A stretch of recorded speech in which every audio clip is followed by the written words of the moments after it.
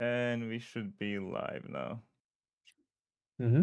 And you can still see my screen, right? Mm-hmm. All good? Yeah, okay, both shared.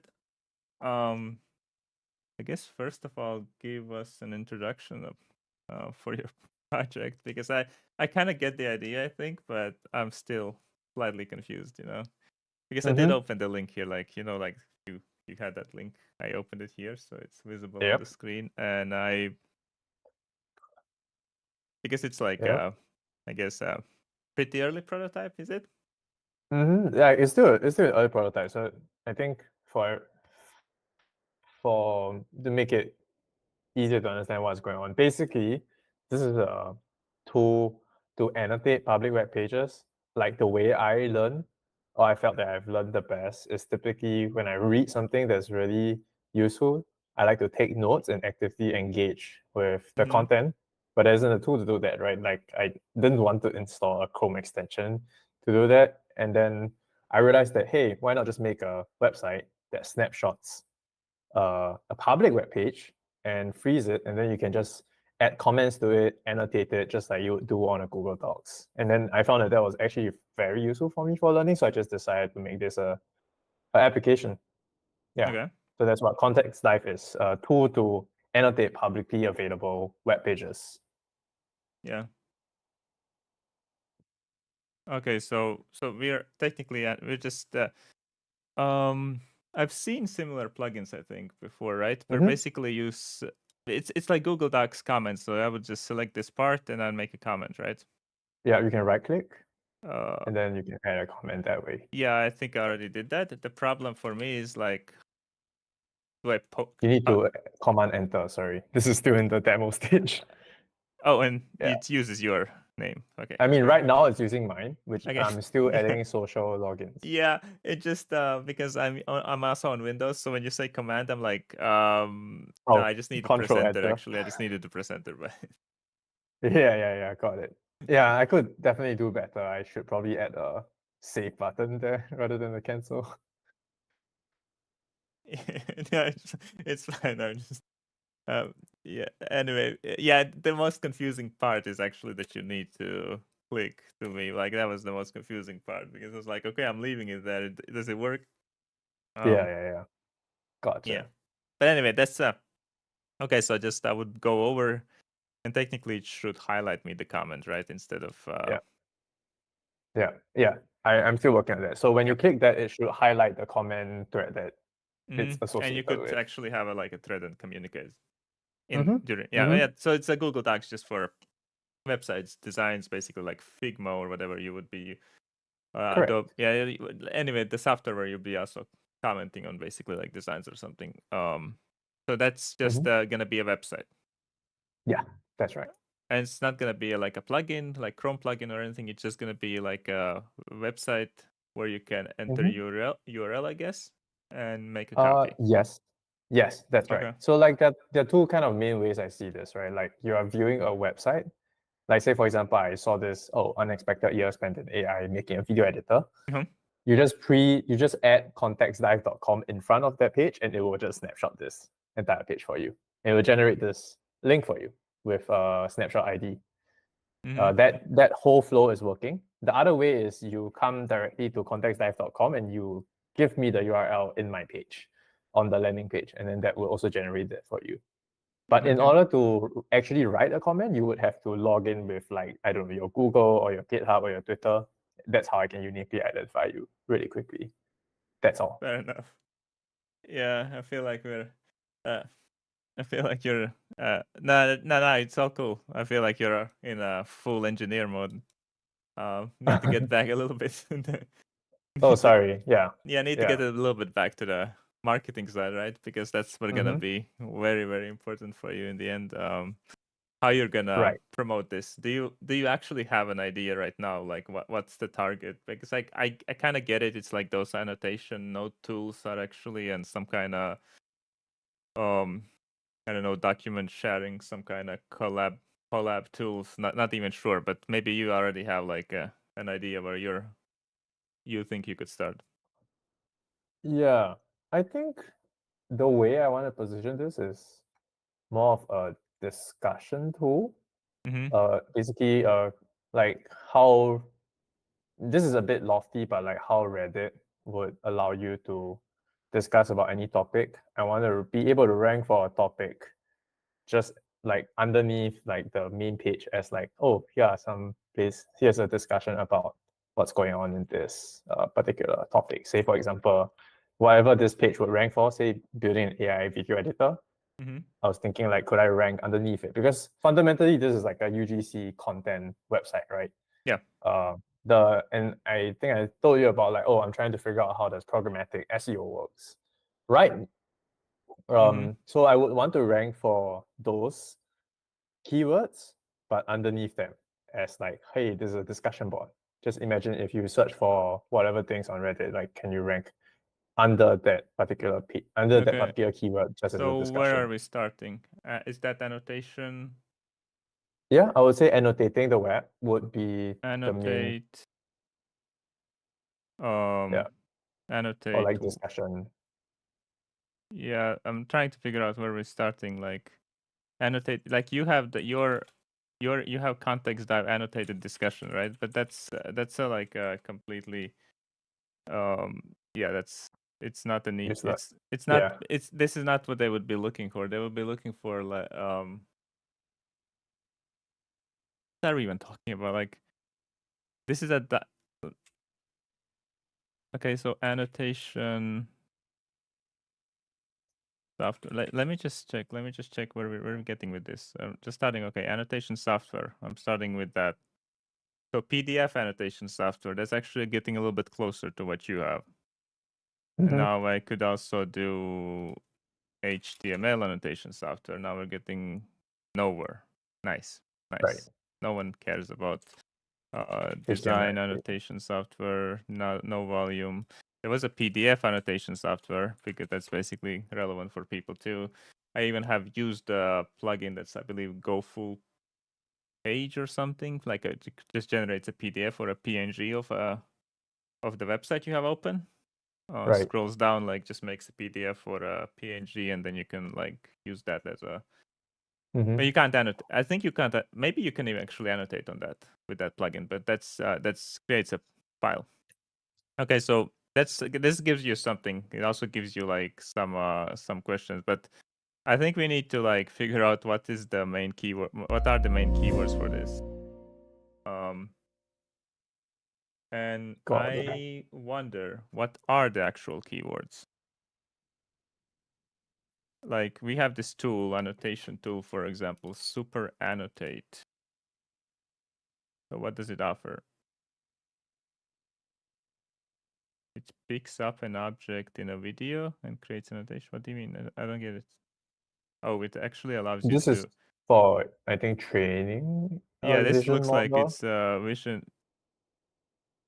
The cornerstone of data label. Oh, it's a data labeling. Yeah, Oh, it's a okay. computer vision data Yeah, labeler. LLM annotation tool. Fair enough. Okay, interesting. Odd. Okay, so this is what actually ranked for the annotation software. Didn't expect that. I think there are two angles that I've been thinking about in terms of keywords. One is I was thinking of trying to rank for contextual learning. Mm-hmm. So like contextual learning is like an education term, right? Like you want to learn about things relative Yeah, to the I think context. we're yeah learning Yeah. contextual learning and teaching. What are we getting? We're getting Wikipedia, we're getting Continue. So it's basically some kind of educational Mm-hmm. tools. So you would want to, I mean, websites. You would want to actually rank for something like this. Yeah, that's right. Or So applied learning, contextual or applied learning. Those are the two things that I've been thinking about. okay, I am definitely a little bit lost right now. I think we're a little bit too far into engineering mode and a little bit too little into marketing mode in terms of thinking how people would approach this tool. Because I believe that people would do something simple like how do I annotate like Right. yeah, how do I annotate like how do I annotate a screenshot, for example, or a website. Like, how do I like? But problem is, I currently can't get to those results to actually like. And is annotate even the best word to use I here? think maybe quote, highlight, and share. Like, how do I Okay. quote something? How do I highlight? How do I share? Share. Okay. Wait. HTML snap. Let me just go HTML snapshot, and then I try to 30 volume. Jesus Christ. HTML snapshot. How to embed the snapshot of a website HTML. Okay. I want to find what can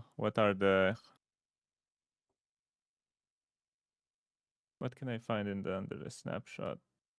Okay, what do we find here? I want to see if how to take a snapshot of webs. Let me check.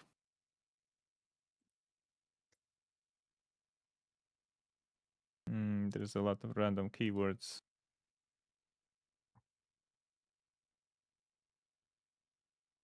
Website snapshot, 210 volume. I'm just trying to see if people, when they browse something like website snapshot and stuff, do they also ask like anything about Annotation.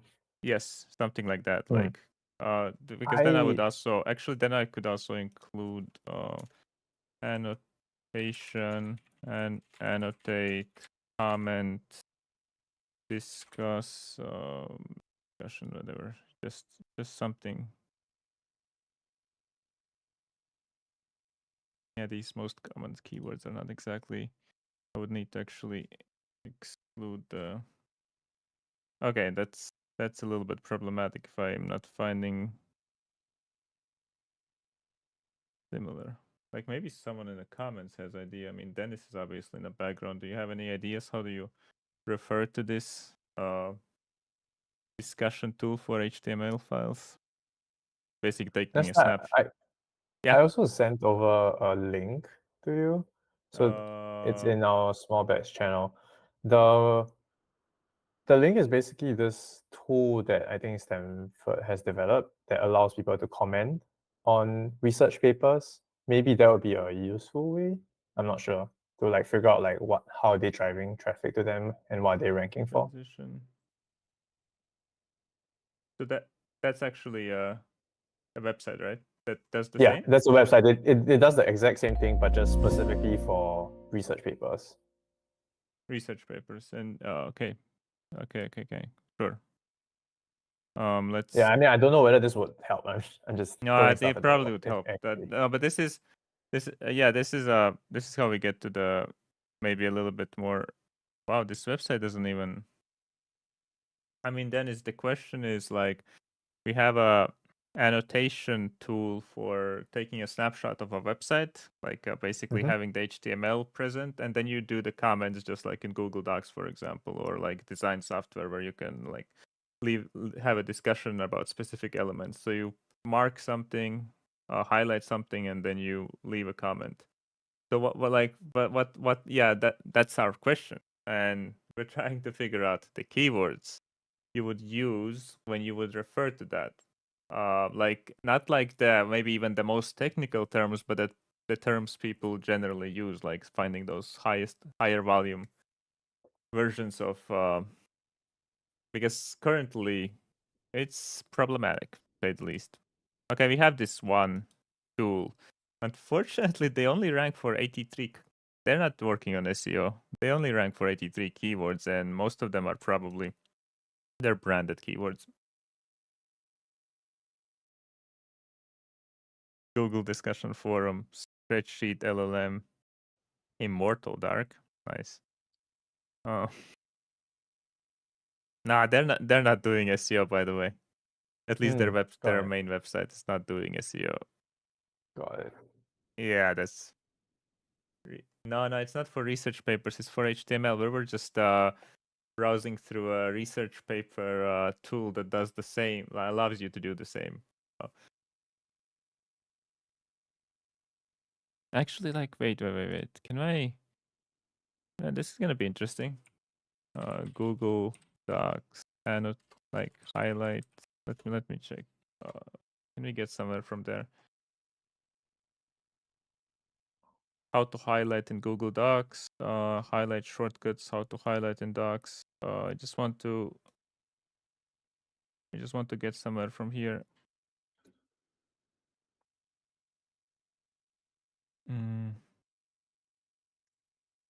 Now I'm remove find and highlight, syntax highlight.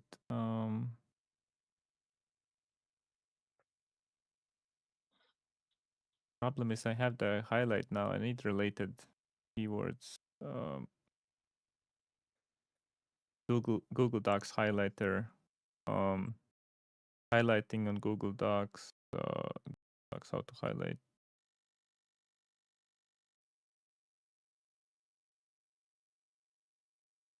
Yeah, now I'm just stuck on the highlight because I used it as a keyword. Might even need to go with just pure Google Docs.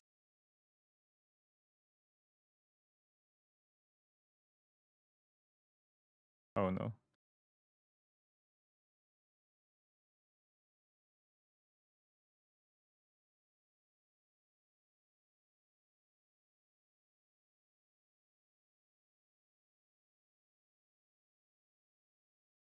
Yeah, wait, what am I doing? I just should ask how to.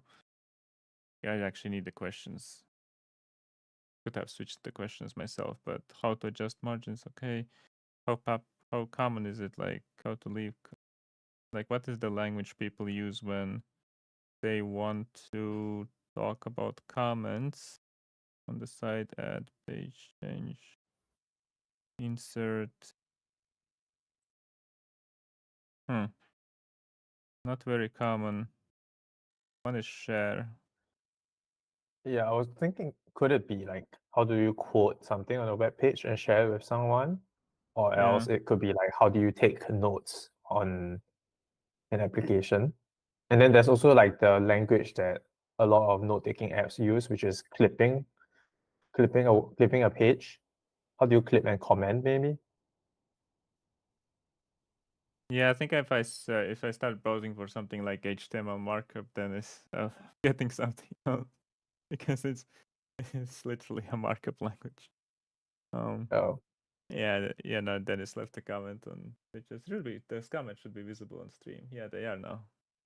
I don't know how I realize readable they are, but I they are realize this is visible. a very difficult. Are they readable? Sorry?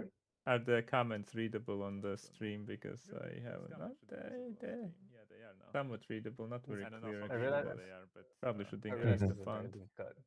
Are they Right. readable? Wait, have I Sorry? sound? Oh no, not double sound. I have I clicked on my stream, so the volume automatically enabled on the stream. So I'm gonna increase the font a bit. I think. Otherwise, let's go to 18 maybe. Should be a little bit better. Did it just reset the chat? It did reset the chat. That. Yeah, it feels like it just reset the chat.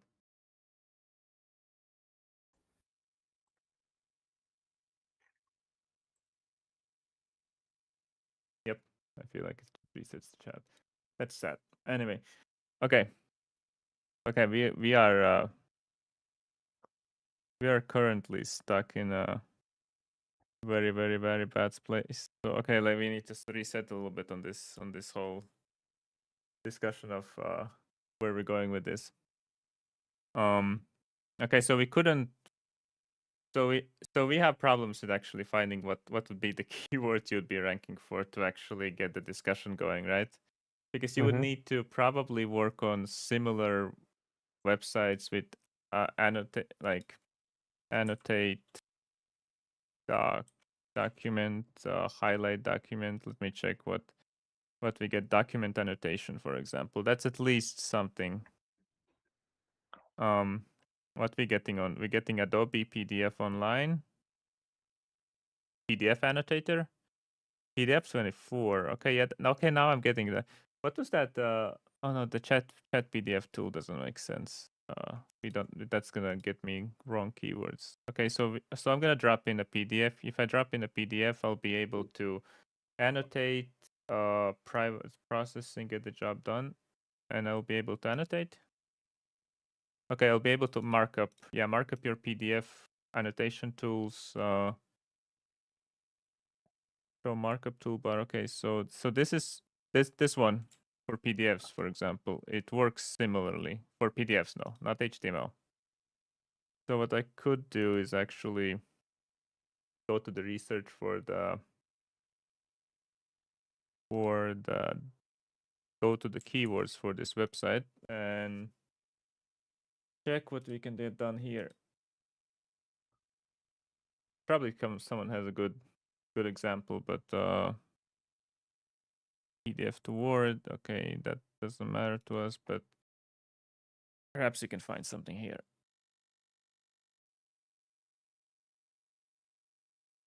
By the way, you there? Yep, I am. Okay, yeah. I just I'm just trying to observe and take notes.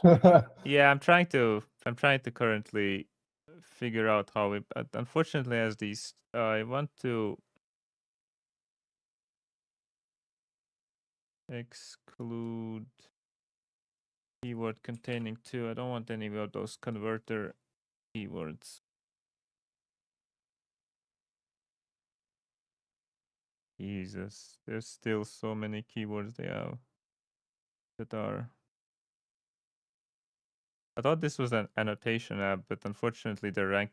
I guess these also seem to be doing the programmatic SEO. Do you see that they have like they have everything, the compressed PDF, the PDF size reducer. So I think those are all tools they're actually ranking with.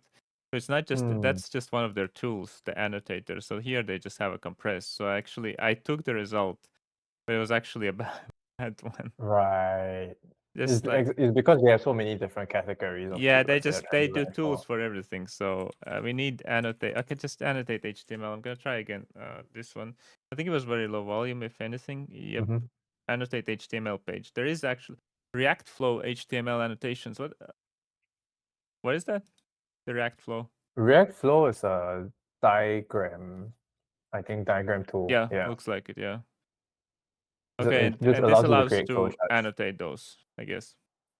Yes, you can annotate the flowcharts. Okay.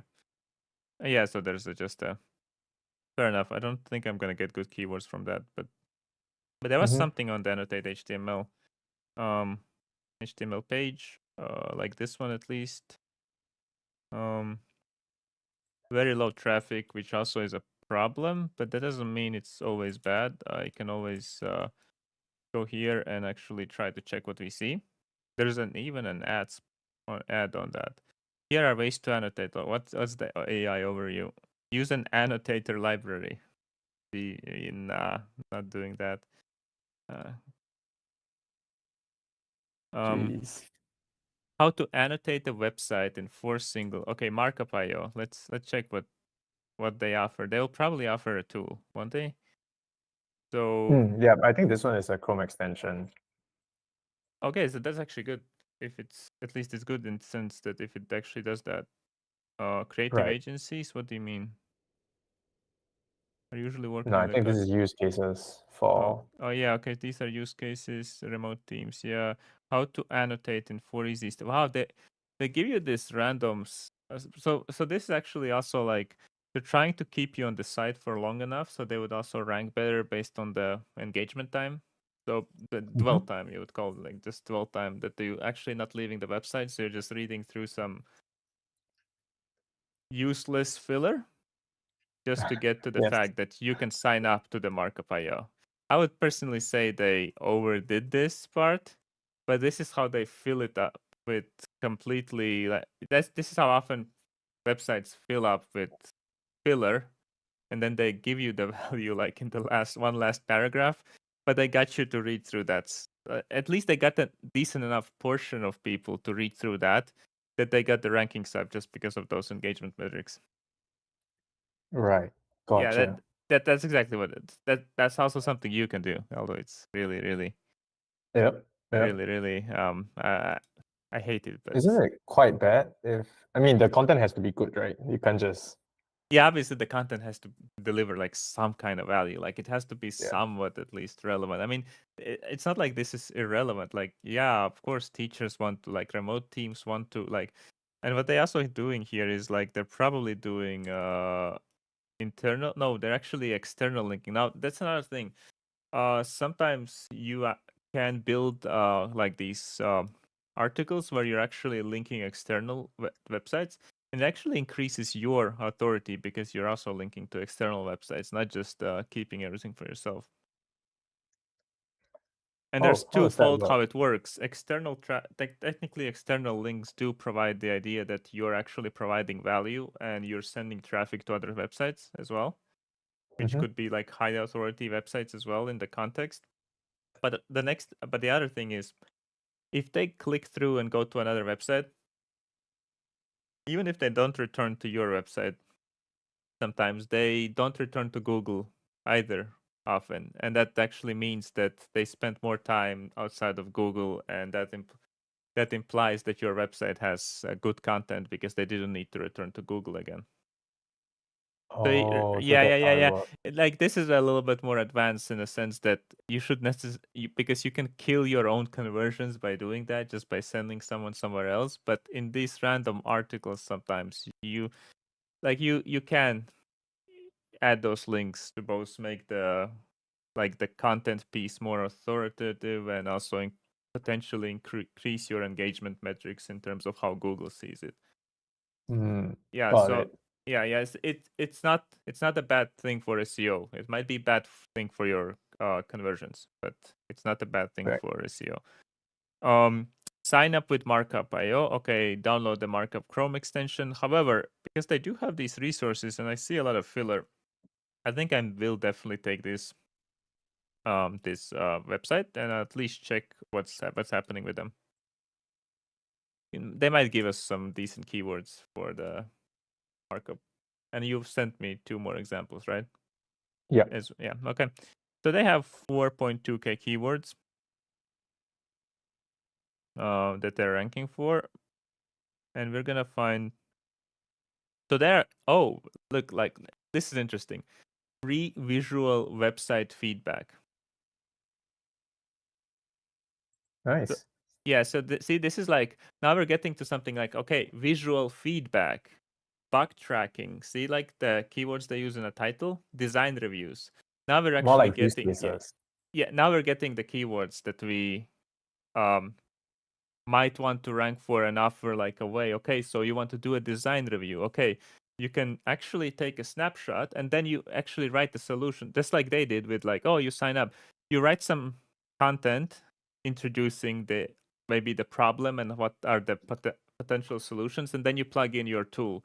And you could also make a snapshot of your HTML website, for example, or whatever, and you can discuss it. Right. Yeah. I Yeah, hadn't thought about it that way. That makes sense. yeah, So if I yeah. want to review my And site look in what they do. production, Look, they actually include their competitors. It's just they include themselves as the tool number one. right? This is the SEO strategy a lot of companies do when they're trying to also grow their brand. They will link to their competitors on these kind of programmatic SEO or just content pieces they have written. They will link to their competitors, but they will include themselves usually as the first option. Because if the user is willing to go somewhere else and and your tool doesn't fit, it doesn't really kind of matter for you if it doesn't, Mm-hmm. like, if your tool doesn't fit and they just go to the second result. Um, Yeah. so what I've seen actually is that they include like the tool both as the first one and sometimes as the last, like somewhere at the bottom as well, because some people who are very investigative, spend a lot of time researching, like Dennis does. You would scroll through the whole list and then you would return back maybe to the first one, for example. But you would also maybe seed your own tool again in somewhere around the last position, and you just just click the last link. Right. So Right. there's but yeah, this is actually a prime example of one way people just do the comparison. They include the competitors. They don't care. But yeah, we're getting some keywords here. Would it be an issue if like the competitors are not super relevant? Like they are, because one of the issues I have sometimes when looking at these kind of comparisons is that sometimes the competitors are just intentionally not that relevant, I think. Or maybe they just don't really Yeah, have a niche that it's yeah. worth competing When in. you include some competitors, you actually sometimes try to be selective enough that those competitors look worse than your product. Yeah. Yeah, you might include like some big names that are everyone knows, but outside of that, you might want to avoid focusing on like direct competitors, like some kind of Chrome plugin that does exactly that. You might not actually include it. You would include something that like is sort of relevant, but not exactly replacement for your tool. Mm-hmm. Got it. That would probably be the best approach. I've seen that a lot, by the way. I've seen that the comparisons on those blog posts, or even for ecom, we have also sometimes done something similar. The comparisons are usually cherry picked, at least partially, to make sure that that there's no like direct competition that puts the product in a very unfavorable spot. Got it. Got it. But yeah, here's comparing basically. This one actually does, I think, deliver. I think it shows you tools, but the markup itself is a Chrome plugin, right? This one, Markup.io. Yep. But what they're Yep. actually comparing to are actually all paid, I think, tools that allow you to do on the website without a plugin. So they're actually not comparing it to a plugin. So Mm-hmm. they do that idea that their solution is a plugin, but the other solutions are not plugins. Right. Yeah, so we reverse engineer what they're sort of trying to do here. Mm-hmm.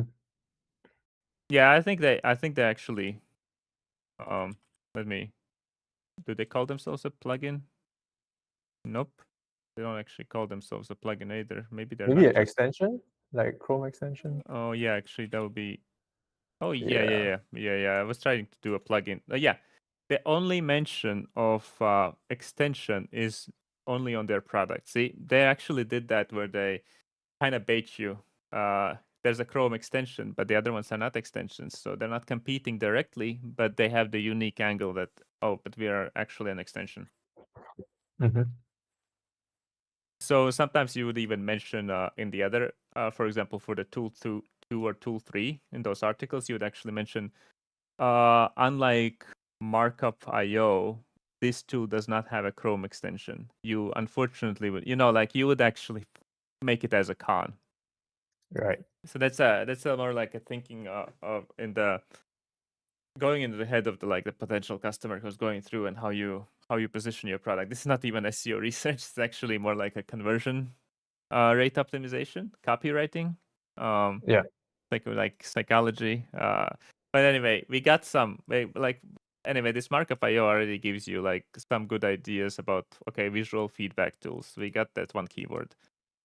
We can go down a little bit and we can see how to create a mock-up website for a client. Now we don't care about that. We actually don't care about the mock-up. But you could be like, how do I discuss a mock-up website with a client? Like how to Mm-hmm. add a discussion to a mock-up. Obviously, if they would be using for example something like design tool, I don't know, they're doing in a Figma or Adobe, what was it, XD, I believe, if it still exists. You would actually be annotating there, for example, too. But maybe you can position it that way if someone's browsing it. You would need to check the keywords, but if you find like this, so, so this is how you can take it from a competitor, similar, and do it for yourself. Photos Right. annotation. Oh, that's interesting angle, but let's find couple website feedback tool. I guess that's a good one. Mm-hmm. Website Yeah, that's feedback definitely tool. part of Yeah. like the part of things that I wanted, like website feedback. Yeah, markup Um, web, but it's kind of odd. What is annotate PDF? Yeah, like okay, that's the create an annotated web page. Here, another one has actual volume 1K. Create an annotated web page. It Oh probably is wow. relevant. I'm not saying it is relevant, but it probably is relevant as a keyword. Maybe web page is better than HTML. I feel like most people don't search HTML. Yeah, I didn't want. I was like just checking if the HTML exists, just like PDF. But web Mhm. page is definitely better. And create an annotated web page, and you get again you get another. Oh, it's a featured snippet even. Actually, I am interested in this one because there's a featured snippet on this one. Wait, how? Sorry, can you explain? How do you know there's a feature snippet? Is it because Oh of no, the this SERP? is do you see this? It Oh, shows the SERP feature snippet in the SEMrush. So then when SERP you and featured snippet are the same things. Just so yeah that I get it. Yeah, I get actually when you research a domain, you can actually check what snippets and how many of those snippets they rank for, and you can find those snippets quick. You can even filter based on the snippets they rank for. In Mhm. the SEMrush, for example, you can Yeah. actually filter the website keywords based on the snippets they rank for. But here we go and we see how to annotate any website. Install the extension, sign up for a free account, and you're ready to go. So this PopSci or oh wait, you get the floating annotate icon. Wait. I also need to see this website because what are they suggest? Um, yikes. Google Chrome. Okay, what are gonna suggest? Simply call annotate. Oh, so they suggest you an annotate plugin. Mhm. Yeah, so that might be another. Gosh. Um, full markups to Microsoft Edge wait. It has a native annotation tool. I never knew. Oh, neither did I Yeah. because it's built on top of Chromium, so it's technically a Chrome wrapper. Yeah. Oh, actually, so okay, so it That's has. interesting. No, that's actually interesting, but that also means like you can target some of those keywords because if someone's asking a query like Microsoft Edge or just Edge annotation or Edge like annotate in Edge or something, you could actually target those keywords and suggest a Chrome plugin instead. For no, not Chrome plugin, but your website like a tool, you can actually target those keywords just in a way. By the way, fun fact, the original creator of the internet wanted to build in the ability to have comment natively in Yeah. websites. They just decided that it was a lot of work to do and they just decided not to do it. But it was part of the original design. Well, I think back then it probably was a way too much work to do. Nowadays, you Yeah. just open up Cursor and you have some kind of MVP in a couple hours. Yeah, exactly. Oh yeah. We got somewhere too. Annotating a Note website. taking. Let's /r go. note taking. Yeah. We got to the Reddit. We're getting to the Reddit. Like we can annotate the PDF. Is there a way? Comment answered. Hypothesis is very efficient. Wow, they're just inserting. This is how you can ask yourself a question and respond with an alt account. Dog drop, Rasp. That's what you linked. Dog Yeah, drop is good. hypothesis was also, I also Yeah, linked I it think you I guess with linked you. it too. Yeah, world brain. Yeah. If this was a fresh new question, you could also drop an answer, like dropping your own tool in these Reddit comments. But Mhm. unfortunately, this is no longer a fresh. So it will look very, very, very spammy. Yeah. But there's multiple. How can I annotate websites without taking print screens? Is there really no way to annotate websites?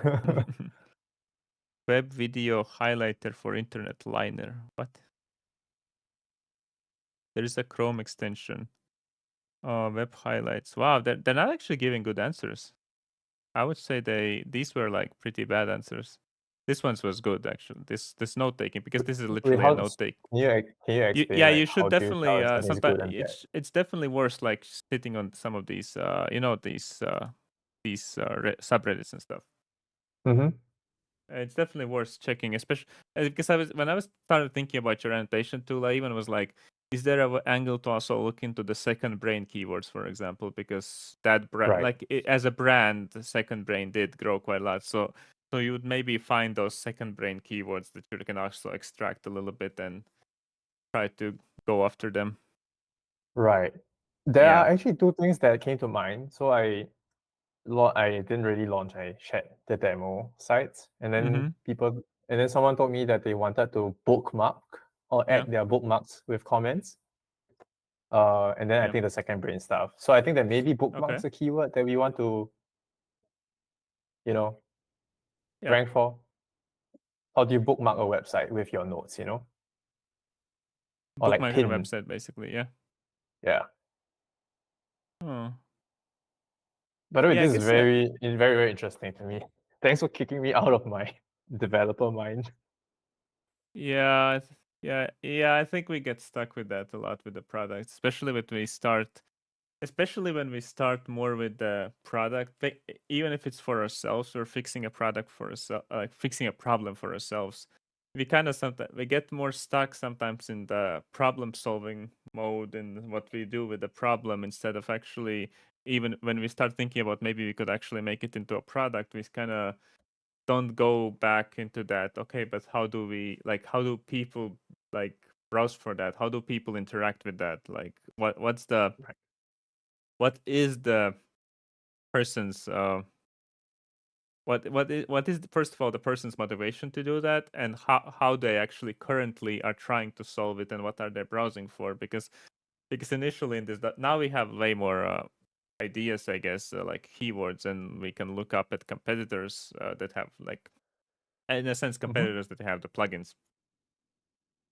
But Got it. now we Makes have some sense. ideas, yeah, like what like we get these create an annotated web page, 1K volume, pretty nice, not even that difficult to 26 difficulty. There's a website Right. timeline, for example. Obviously, it's an archive type of keyword, but it gives you idea. Okay, someone's actually taking a timeline of a website, for example. They're taking the snapshots of a website. Maybe that's actually is an angle sometimes where people want to be like, okay, I want an annotated timeline of a website. Like I have multiple screenshots for a website, and I'm annotating something. Right. Oh, how to I'm release a website. Image try- annotation. Yeah. trying to like understand or like summarize what we have talked about so far. The main kind of takeaway I had is we need to make sure that we are thinking from the mindset of how the user would search, and then Mm-hmm. reverse engineer from the use case rather than from what the tool can do for you. Yeah. Right. That's. And then thinking about what the user would be like looking for. Right. Like Mm-hmm. say for example, I want to get feedback on my website, or I want to take a note, I want to bookmark something. Those are searchable terms as opposed to how do I annotate something, which is a very neutral thing. Yeah. Got it. Yeah. So that makes a lot of sense. Yeah. Yeah, I mean, Um, when you later go through the discussion, you can always also return to the recording as well if you want to mhm, go back to uh, remembering like in what kind of state of mind maybe we were at that very moment. mhm. Because markup website example, markup app. Oh, markup app, I guess maybe is also something. Yeah, because that's it's markup app. It's actually a brand keyword for the markup IO, I think. Might Yeah. actually be a direct brand keyword. Yeah, so we definitely always need to look from the point of the user. That's why in marketing, like the term of like these customer personas or customer avatars seems to be very relevant in the first, like the beginning phase of actually defining who the customer is, and from that you can start figuring out where the customer is, what the customer is doing, what the problems they have, how they're trying to solve the problems, and within all of that is also like what kind of language or medium they use to express like that desire for the solution, like how are they actually seeking the solution. Maybe they're Yeah. actually maybe they're actually sending a letter in a mail, asking someone, how do I annotate a website? Mhm. Obviously it's not gonna happen in real life, but Yeah. yeah, but yeah, you need to, obviously at this point I think you have your demo getting ready, getting your demo ready, but I guess you need to flip the switch a little bit and look Mhm. from the other end. Yeah. Makes That sense. that Makes might sense. change the product too a little bit. Um, Oh yeah. 100%. but at least like I actually think there's definitely like opportunity for this kind of tool. Like there's a keywords that I saw that are like pretty low difficulty as well, so using SEO would be possible. Obviously most of the solutions we saw that are the most relevant, I guess, were some kind of plugin type of things. Um, but I guess you talked about Google Docs, and I think it's also nice to when you're introducing your product, you can sort of like piggyback, like you can use authority of some other tool as a way um to convince them that your tool is good as well. For example, if people have really good, for example, how to say, if people feel really good about using Google Docs and commenting in Google Docs, then using that as a validation for your tool in some of the copywriting, for example, somewhere can actually be a good thing for you, because you invoke a positive emotion in someone when they remember using Google Docs and be like, oh yeah, that was really easy to Mm-hmm. like collaborate in Google Docs, for example. Then you can invoke the positive emotion if you like in some way somewhere in copy compare your tool to the Google Docs. Yeah, That's got yeah, it. you know the meme of like Airbnb, like the Airbnb for whatever, you For know. X, Yeah. Uber for X. It's a meme. It's a meme, obviously, and it's it's ridiculous. But in this like copywriting context, you sometimes can use that as a way to kind of provide yourself like this authority by like by proxy, basically, by borrowing it from some other tool that does the similar thing, just in a different context. Right. Yeah, I'm currently. So that Yeah. actually reminds me, I was thinking initially when I first made this, I wanted to make it like community notes, but for the Hmm. internet. So like it's like a fact checker and people can add stuff to a website to give more information or more context. No, I think that also sounds like a cool idea. It can be part of the solution, you know, like Yeah. because even that as- timeline, the website timeline, something there was like 1K volume or something on a keyword. There's like some interesting ways. For example, Yeah. sometimes you're also fact checking is like, because I see on Twitter, you sometimes see like I did nothing to my website and Google rewarded me, and now I have all this traffic, right? And then you Yeah. see that person, actually someone in the comments leaves, actually you redesigned this website 2 years ago, and after that the traffic went up. You know, like it's kind of funny Right. because you need to go through the archive right now, but you could also like actually have. But then it feels like it should be a plugin, right? Imagine there's a plugin. You can Hmm. annotate the live website, and if as long as you can like get this anchor to the specific HTML element or whatever on the website, or maybe just a position, you'd be like, and you just see the comments left by someone else. Yeah. Yeah. That's the whole point Yeah. actually. So like I think that I want to go towards the Chrome extension after someone Mm-hmm. uses the website. Like I wouldn't want them to use the Chrome extension immediately. You know what I'm Yeah. saying? Because I feel like that's like the activation is a bit too difficult for Chrome extension. Whereas like a website is just like just throw something in it. There's no install. Okay. I Yeah. mean, I don't know if that makes sense to you. yeah, I don't have much exposure to Chrome extensions as a like a Right. through development process, so I have no idea how hard it is to actually get. I know some people get it up pretty quickly, but I also Well, seen even I in mean small not in bets. terms of like engineering. I mean in terms of like for the user, they wouldn't Yeah, want to yeah, install something. that too. Like I do have like I hate actually having a lot of. I mean, I still have quite a lot of plugins, but I hate having a lot of plugins. Yeah, exactly. Yeah, yeah, and then and sometimes I install it and like just something actually I like notice later that something is starting to break, or like I have like actually some kind of like slowdown, like for some reason the website's working slower with the plugin being enabled, or there's some random pop-up showing up and I'm actually no idea which plugin it's Yeah, coming from. Then I need to actually try checking which what kind of elements are added to the source or that's right. something. Yeah, so yeah, it can be a source of frustration as well. I get it, and it's not the activation for the user is obviously not easy. But I would like, yeah, sure. I mean, if you can get the demo ready for the website pretty quick, I mean, it doesn't hurt to then go into the plugin as well.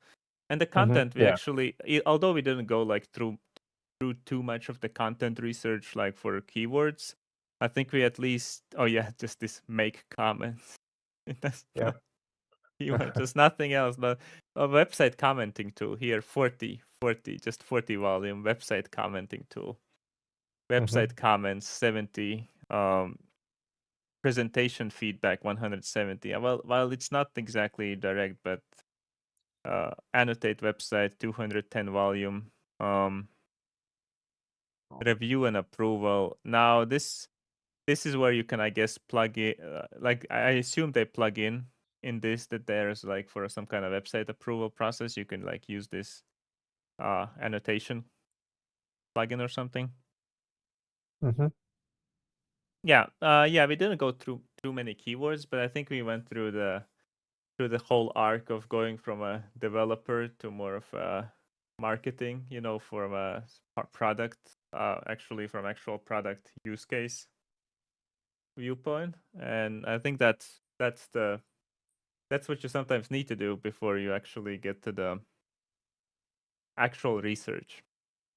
Because now when we started looking through those like markup IO, for example, examples of visualizing and what was it? How did they even put it? Was it how to annotate a website in 4 simple steps, for example, and everything? Uh, Provide feedback, give contextual feedback. And when we see in website annotation, right, when we see those keywords, like at least it starts to give also idea, like, okay, that's what people are looking for. That's what's resonating. That's why it ranks #1 on Google, for example. It gives you idea why, what the users are looking for. That's why when you see this annotate HTML page, for example, when you see these first results, this is exactly what people want when they look for this. This is basically what they're looking for, like those first couple results that already are here on Google. That's exactly whatever is the content there, and also maybe these titles and the description on Google, specifically the title, is what resonates for people to click in, and also likely that people don't leave quickly from that result, so those results actually over time get higher up. So this is basically what resonates with people. Oh yeah, like also embedding web annotations in HTML. I assume it's actually what people are looking to annotate, that actually embedding that web, because this is actually the W3C standard. So I assume it actually that's one of those ideas of actually having the web annotations, I guess, in Yeah. HTML. Yeah. Isn't that Yeah. that's the HTML element, I guess, whatever, the note Yeah. element or whatever they called. But yeah, basically this is what they're looking for. And you also see that there is this, so there's a likelihood that some people actually browse exactly for this. So it's not relevant for and necessarily like a tool that you have or a plugin, but it's also relevant that you need to sometimes check whether the keyword is not misleading. Got it. Because sometimes the keyword, like sometimes the keyword can have two meanings. For example, conversion calculator. You could be thinking of conversion calculator as in calculating conversion rate or calculating some kind of funnel conversion between 2 steps, or A/B test conversion calculator, something like that. But at the same time, conversion calculator most likely just means scientific keyword of calculating between different units, like converting from one unit to another. Mm-hmm. Yeah. Yeah, so that obviously sometimes you need to look for some of these results, whether you're not it's actually easier when people also search for. That's the best example, when you can see um what is what people search for and also what people ask. That actually gives you the best feedback whether the keyword is relevant to like your topic. Yeah. Got it. Yeah, I mean, we went. Yeah, I think we actually went through almost an hour already. Through the because we spent the Yeah. first half, I believe, trying to get to Get the the actual keyword. actually. Yeah, no. I think it's actually very important, even if it sometimes feels frustrating. We're not getting through the keywords or something for people, but I'm going into these live streams as well, like usually not prepared for the project or anything. Because that's how the actual research process, and also like how you go through that whole process and actually like struggle with realizing at some point that wait, we're actually we're not even there yet, right? We're not actually there to look up for the keywords. We're trying to figure out how the user would be looking at the problem Mm-hmm. and trying to figure out how your solution. Well, it helped you, for example, it helps you, but now we need to find like how the user actually looks for that, how they solve the problem right now, and how you can actually, join the conversation and be one of the solutions. For sure. Yeah. So yeah, I think we went through that whole process, going from a developer to a little bit of a marketer and then a little bit of research for what you could start looking at. Do you have any SEO research tools available to you? No, but I'm thinking of buying it. Yeah, I mean the cheapest one is like, SEMrush. yeah, my SEMrush is not the cheapest. No, I mean like I was thinking of buying maybe the SEMrush Yeah, or Ahrefs. I think those two are the yeah, those most two are the popular leading ones. tools. The Mongoose is the cheaper version, and there's some similar priced tiered research tools as Mongoose, for example. Right. What the benefits I see for SEMrush is actually if you're doing like a lot of research in 1 month, it's much cheaper than Ahrefs because you're gonna run out of credits on Ahrefs, and then it's gonna be really expensive. Basically, just Mm-hmm. buying the credits all the time. Yeah. Yeah. Um, However, there is a $29 version for Ahrefs now. I actually subscribe to both. I'm subscribed to this and the cheap version of Ahrefs, so occasionally I can look how things look at Ahrefs. Um, so the $29 version gives you very limited functionality, but it gives you 100 credits. It's not much. You're gonna run out of them quickly, but you at least can browse a couple things up. And Do you for Sem, see a significant difference between the two tools? Like, how would you um, decide when I to would get say which? Ahrefs is a little bit easier in terms of like maybe a little bit easier in terms of research and in terms of research, I would say Ahrefs has an advantage of being an easier tool to use, like more intuitive in a way. However, Mm-hmm. generally, I would say that the actual difference in quality of the results is probably non-existent in a sense. It's very close, and I would sometimes prefer SEMrush. I would honestly say that sometimes the traffic for the site is more accurate on SEMrush. The backlink profile often actually shows better on SEMrush. And what also, if you check the SEMrush um, authority score for domains, they don't just go for the domain rating like Ahrefs does for the backlink profile. They actually check your traffic and how niche relevant your traffic and backlink profile everything is. So they give you an authority score, and it's more accurate to the real life results. Because I've seen, for example, a site that has been just building those backlinks through the directories. So they have like 45 DR on Ahrefs. However, on SEMrush, the authority score for that website was 4 because they have no traffic and technically there's no relevant information, like there's no content on the website. So there's no relevance for that website in this very moment. Got it. Yeah, so That so makes I sense. honestly say the SEMrush authority score is a better metric for like real life, for real life, just actually looking how performant the site is in terms of SEO. Um, so I would actually Right. go even for like I would consider SEMrush the authority score a better metric than the DR on Ahrefs. The reason why they use that DR on Ahrefs and spam it on Twitter, I mean X all the time, is actually that it's a good metric like for a backlink profile specifically, so you can compare two websites based on like a backlink strength, like quality of backlinks in a way. But it's actually like a very isolated metric in that sense. Sure, it will help you index your pages faster. It will help you rank those pages higher faster if you have a good backlink profile, especially from some authoritative sources. However, there are issues with just getting random backlinks, so I still I'll take some caution with those just getting random backlinks from all the directories at once.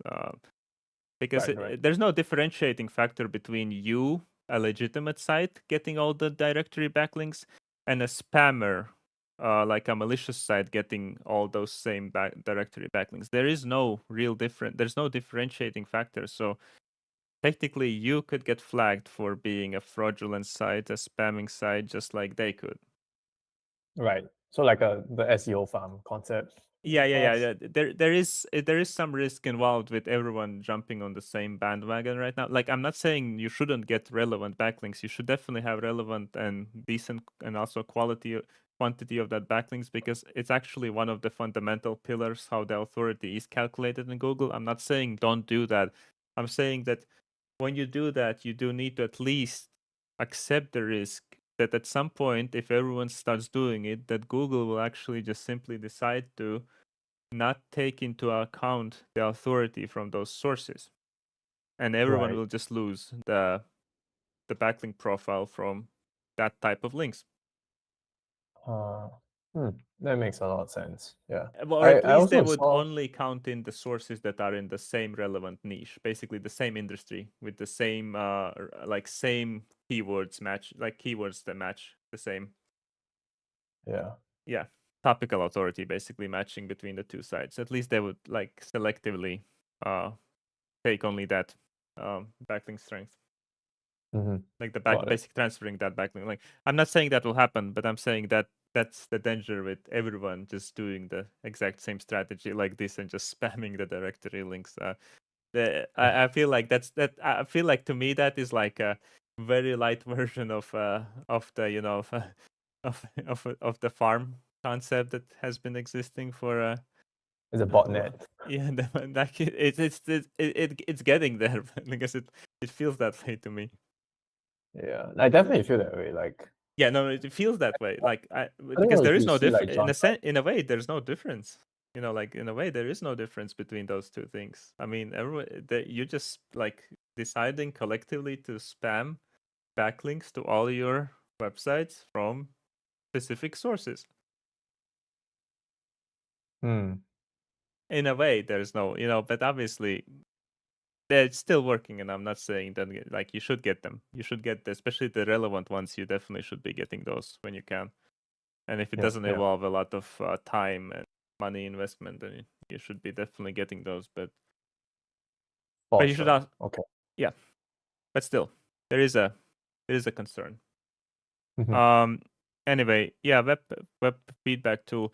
Yeah. So when we went through we started talking about those things. But yeah, we started about tools, and I was saying Ahrefs just expensive if you do research. But I wanted to tell you that if you use the affiliate, you can find like this 14-day affiliate SEMrush.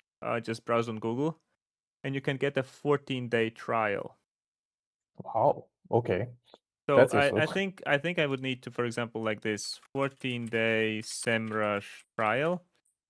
We will find, oh, this is even a sponsored link, but this is Moz, this different tool. But here we see the SEMrush free trial, 14 days.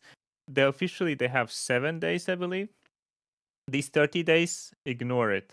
They're just trying to bait you. You even can see here, shorten the trial period from 30 to 14 days. So they're just baiting that they have a longer period, but they're actually only baiting you in. So they give you the 14-day affiliate link. Yeah. Yeah, Got but it. yeah, anyway, you go to one of these and you can, gosh, what the?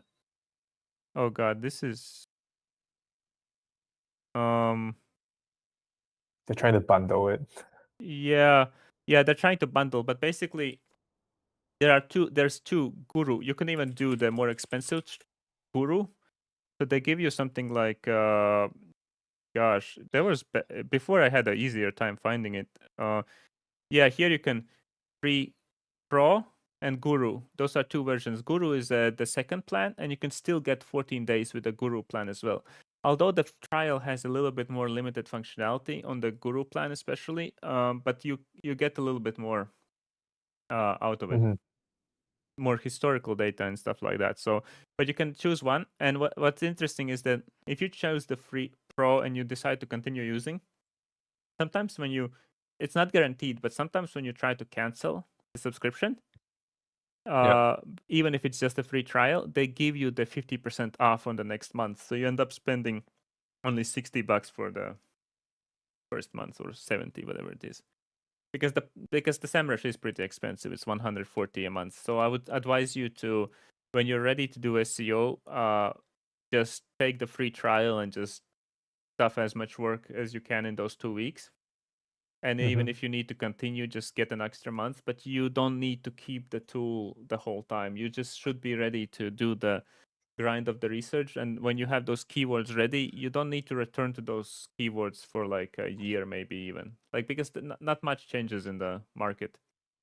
And you can get a cheaper tool for tracking the positions. You can use the Google Search Console, which is free, and you can use some cheap tool if you want to track like your main keywords doing maybe in a between different devices. Just if you just want to save a little bit of time instead of digging through everything, you can sometimes use like a keyword tracking tool and just get like maybe even Mongols or whatever, the cheaper tool instead of keeping the expensive tools on the subscription.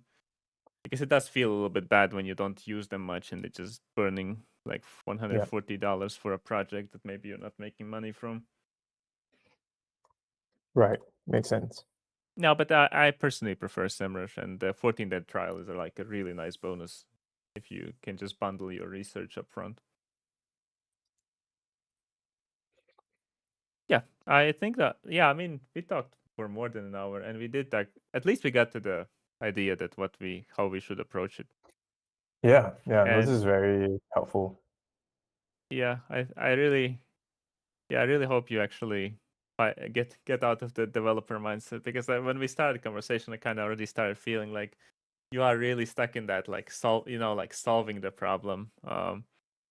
Because Yeah. like the demo, for example, it's usable, but you can feel it that it like you want to work on the product side and making the demo prettier. Or maybe you just need to get a couple of those features just good enough Yeah. and ready I haven't got and it done yet. yeah, just good couple features, just get them good enough and just then move on to the actually starting to market it with those couple features you have. And Mm-hmm. because the SEO can grow on the side while you continue developing the features. Because Yes. SEO is not the fastest growing it's not the fastest growing like channel. So if you start the SEO on the side as you are developing the features, when you start actually ranking slowly with your content higher and higher, your product might finally be ready in that state where it's actually like it actually makes sense that they would be literally going to your tool. Right. Right. Yeah, no, I just wanted to get it out for like the long game. I'm not super like as I'm not super worried about like trying to grow ASAP. Hmm. This thing I've and I guess like in typical like time box fashion, I've tried to make sure that I'm only spending about 2 months on nights and weekends trying to get it out. So like Hmm. I have a day job, right? I'm trying to box Yeah. it in so that I spend X amount of time, get somewhat of a crappy first version out that people can use, and then like iterate on it over time. I mean, And that's then the as I'm doing that, I want to market. I want to figure out like, okay, how am I going to market this? Does SEO make sense or does it not? How should I deal with, for example, user generated content, right? Because people are commenting, they're adding context. Should I index those? yeah. Or say, for example, one of the main ways actually I see this being useful for people is like, say, for example, there's a really interesting new article that people share. Say, for example, we're looking at SparkToro's article about how you should think about who will amplify your content, right? Then I can Yeah. make a annotation on that, and then I will just comment on top of it, and then I'll share that annotated document with everyone. Hmm. Maybe that's how it will grow. That's how I see it growing, and I want to see people like being able to comment, discuss, fact check if things are wrong, all those kind of things. Yeah. No, no, So I'm trying to get into the marketing mindset as early in the product process, and yeah, so this product is actually not very mature yet. hmm Yeah, I Yeah. also want to do a shout out to our previous chatter, Dennis, on Twitch, and I want to see if he fell asleep or not while listening to us. Is he still here? Are you listening? So I'm sorry. No, no, no, all good, all good. I think that even if it doesn't look like it or doesn't feel like it in some regards, I mean, I think the session is actually more productive than we get through the keywords. I think we you sometimes just need to like exchange some of those ideas and get to that maybe a little bit more aggressive marketing mindset of the, Mm-hmm. especially under the the potential user Yeah, standpoint. Like, what do they want? What do they use? How do they use it? yeah. So because after that you'll be able to actually do this SEO research yourself, as long as you know where you need to start browsing. And I think I should actually at some point do a time rush or something. Also, oh yeah, Dennis woke up. Oh, nice. He actually Wait, what messaged. time zone are you in right now, Nestor? Oh, I'm actually in um Eastern slash Northern Europe. So Are it's you in Romania? no, I'm in Latvia. It's Latvia. 12:30 a.m. Like, it's past midnight. Gotcha. I think we should let you go to No, sleep. no, no. I have been having really bad sleep after I was sick in September, so my sleep schedule is completely off. That's why I've been streaming like late at night, and there's some weird comments about me not sleeping at all, because I've been sleeping at like 4 a.m. pretty much almost or 5 a.m. pretty much every Oh, single day okay. now. So that's why that's also why I do the late streams at this time, because my daughter goes to sleep usually, Mm-hmm. so I have free time, and I still can't fall asleep, so I can do live stream. Um, Nice. I Yeah, mean, that's your what. life revolves around your Yeah, daughter so now, huh? yeah, I'm using the really, like, maybe a little bit unfortunate and not exactly ideal situation. I'm using it to do these live streams and everything. Yeah, yeah, for sure, 100%. Yeah, no, I Yeah. think this is super helpful. I feel like what I'll do after this is that I'll take some of the tips that you have given me and I'll start maybe like doing it in SEMrush. Part of it, Yeah. like I will probably document it and share like how I'm trying to do it on Hmm. the internet, and then maybe I'll give you a shout out. So because I really did learn a lot from this session. Like as you can tell, I'm like a complete noob. I have not touched SEO in my life except for searching through keywords Google. Yeah. Yeah, but this was very Yeah, helpful. I think I should also go through. Because now I do live streams. Maybe I cut some pieces sometimes out, but maybe I should just do also a video on how to just go through some basic research as well as in SEMrush, for example. Yeah, yeah. Yeah. I think that would be very, very helpful, at least for people like me who are just getting started. Yeah, because Then there's like different difficulty level for each type or because level of person you are. there was also, like, when the SEO course by Danny was announced, Mhm. there was also memes like, yeah, if I wasn't lazy or something, I could actually do my own course. Like, that it is actually on my, like, somewhat to-do list to do something, also not just free content, maybe also some paid content. I mean, I have my consultations as well, which is technically paid consultations. I'm doing Yeah, similar thing on these live streams as maybe I do a little bit on the consultation side, although it's way more casual here, and I yeah, don't prepare for these at all again, and it's yeah, just a one-off. So it's yeah, like, it's a completely different, and it's also live, so we're not exactly talking like maybe more sensitive details about numbers and specific, like, uh, things. Yeah. Hmm. Yeah, I don't know. I think I definitely will prepare a little bit of that content soon. Soon, TM. I don't know. Maybe next week Yeah, I'll start something, because first of yeah, all, I think need to cut these, not cut these, but publish these also as videos on YouTube, or at least like parts of these sessions that publish, instead of like just leaving as live stream recordings, publish them as videos as well, because the live stream recordings can't be found in search, I believe. yeah. They Yeah, don't get so indexed. yeah, they don't get I indexed. So I tried searching for it and then they don't yeah, show up. you need to go to my channel, and then you need to click on that live section of the channel, and then it has the Yeah, recordings listed. Yeah. yeah, that's right. That's right. Yeah, so Oh, yeah, I mean, we continued. I mean, if anyone's still listening, watching or anything, I mean, Dennis is, I know, but he's not ready for this. Anyone listening, watching also can obviously join. I might still be able to go through someone else's SEO. Yeah, those are called WODs, and they are technically existing on YouTube. They also exist on X, but it seems that some people have issues with X. I myself had issues with posting the live stream on X, because for me it didn't show up the preview, but YouTube WODs are fine. And this time I think I'm also recording, because last night unfortunately I did not record locally, which means I could only download the YouTube's version, the MP4, which is not ideal. I assume I'll lose some quality on that. Um, no, I didn't mention. Dennis is asking like which course did I mention as a good. I did not mention a single course as good. I said Danny's, like Danny Postma, the Headshot Pro, Headshot AI Pro, whatever. Oh, I forgot. Headshot Pro AI guy is releasing his course, and that's I bought his course. you already bought it, yeah. Yeah. Yeah. Anyway, I might. I was obviously always thinking about. Yeah, I was even thinking about doing a full course that encapsulates the SEO, ads, conversion rate optimization, and like the marketing things about like also customer research and everything. I was considering doing like a cohort or a course that encapsulates everything. The problem is that now I do a little bit of a newsletter and a little bit of these videos and everything, and the spaces we did with Francesco, is that I realized that some of those traffic topics really are not connecting with the, like, especially the indie audience.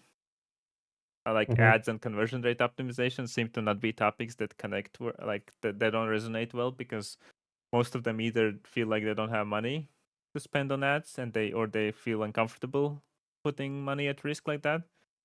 Yeah. Uh, and another thing for conversion rate, it seems that maybe they just don't have traffic, so it's like they even feel like it's relevant, or they don't even know how to look at those metrics. I think there's a little bit of a issue for me to actually do the complete package as a course. I think it might not even resonate very well. Right. Makes Yeah, sense. personally I feel like that, because there's some topics that just don't seem to like doesn't people don't seem to be as I guess I feel interested. like Yeah, the indie crowd is just kind of difficult. yeah. To be honest, I just feel like maybe that's kind of difficult. Maybe the crowd that does e-commerce would be Oh yeah. Obviously, I know I better. could do e-commerce. Obviously, there's way more competition in e-commerce as well, because that's actually a niche Mm-hmm. where all those topics are incredibly relevant. Lucrative, right? Dennis asked, "Do I even want an indie market?" Like the thing about indie market is that maybe I directly don't really want the indie market, but indie market seems to be very good for if you're doing like self promotion and anything.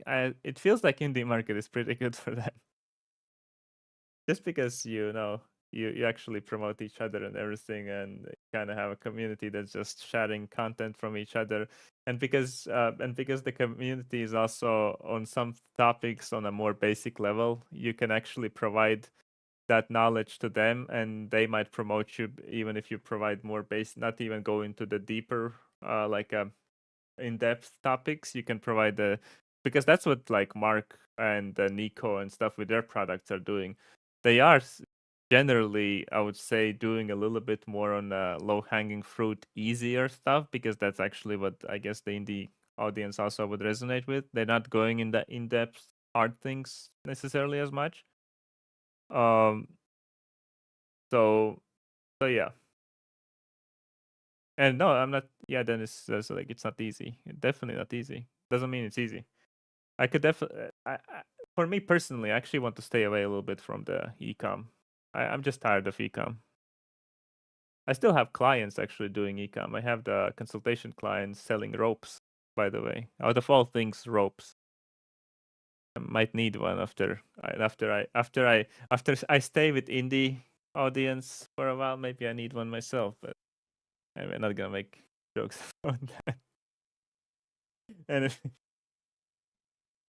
um, yeah, no, I actually been enjoying these sessions and everything, because I like helping also individual. Because I mentioned that in small bets before, I actually enjoy one to one way more than I enjoy one to many, like selling courses and having selecting money like this without a personal touch to any of that. And it's actually, for me personally, it just doesn't feel as rewarding. Mm-hmm. Yeah, So maybe we makes a can lot do of sense. more. So maybe for now I can do more one to ones while actually serving an audience at the same time. Right. Actually, I was thinking maybe instead of indies, would it make sense to for you to focus on the VC-backed types? Because they tend to have a The bit more YC, money to yeah. spend. I'm Like, just would that be oh my interesting? god. No, I mean, maybe not to YC, because YC Yeah, wait. I has need their no, I own. just need to open a Corona at this point. Jesus Christ.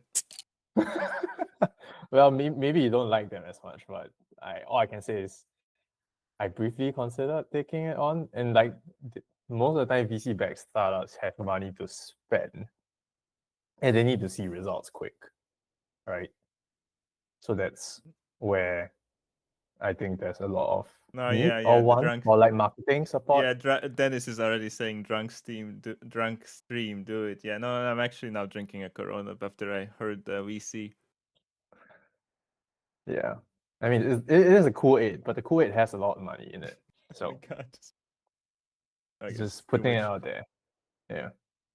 Yeah, I mean, there's like a shit ton of startup founders that No. I genuinely mean, have no idea I'm what the not hell even they're doing. actually. I'm not disagreeing with you. Actually, I have worked with some startups, but the problem with for me with startups is that startups has that there's so much chaos because if you land at the wrong time with them when they're already starting to run out of like the runway and they need the next funding round, it's all chaos for me. Like when I worked with like at the stage where they're looking for the next funding, basically they're actually starting to run out of money and to show something to get the Oh yeah, funding. The chaos to work with them at that time is not worth it in my opinion. If you go to them and when they actually just get funded and have money, I think it's probably pretty good.